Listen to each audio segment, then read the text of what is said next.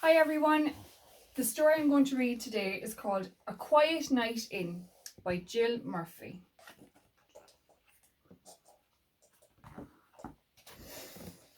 I want you all in bed early tonight, said Mrs. Large. It's Daddy's birthday and we're going to have a quiet night in. Can we be there too? Asked Laura. No, said Mrs. Large. It wouldn't be a quiet night with all of you lot charging about like a herd of elephants. But we are a herd of elephants, said Lester. Smarty pants, said Mrs. Large. Come on now, coats on, it's time for school. That evening, Mrs. Large had the children bathed and in their pyjamas before they even had their tea. They were all very cross.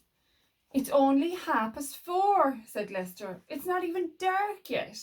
It soon will be, said Mrs. Large grimly. After tea, the children set about making place cards and decorations for the dinner table. Then they all tidied up. Then Mrs. Large tidied up again. Mr. Large arrived home looking very tired. We're all going to bed, said Lester. So you can be quiet, said Laura. Without us, said Luke. Shh, said the baby. Happy birthday, said Mrs. Large. Come and see the table. Mr. Large sank heavily into the sofa. It's lovely, dear, he said. But do you think we could have our dinner on trays in front of the TV? I'm feeling a bit tired. Of course, said Mrs. Large. It's your birthday. You can have whatever you want. We'll help, said Luke. The children ran to the kitchen and brought 2 trays. I'll set them, said Mrs. Large. We don't want everything ending up on the floor.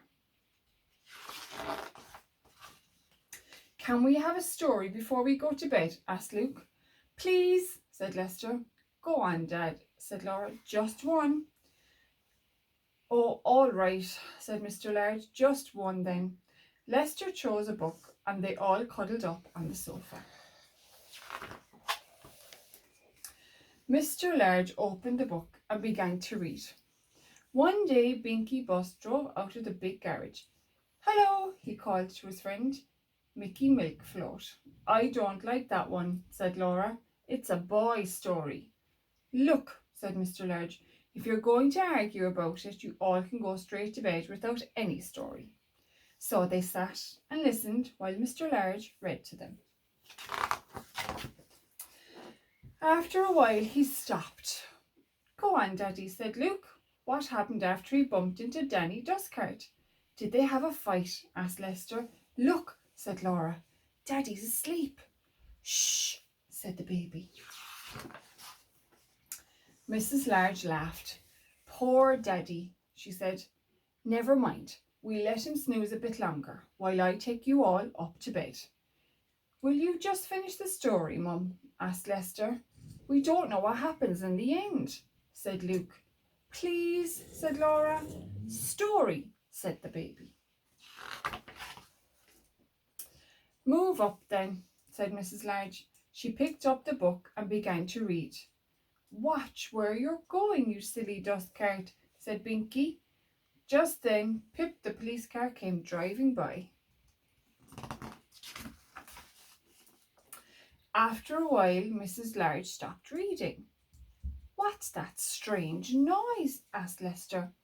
It's Mummy snoring, said Luke. Daddy's snoring too. They must be very tired, said Laura kindly. Shh, said the baby. The children crept from the sofa and fetched a blanket. They covered Mr. and Mrs. Large and tucked them in.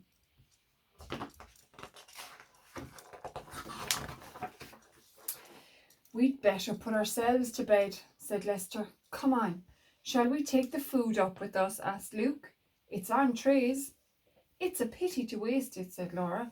I'm sure they wouldn't mind. Anyway, they wanted a quiet night in. Shh, said the baby. Hope you like that, guys. Bye.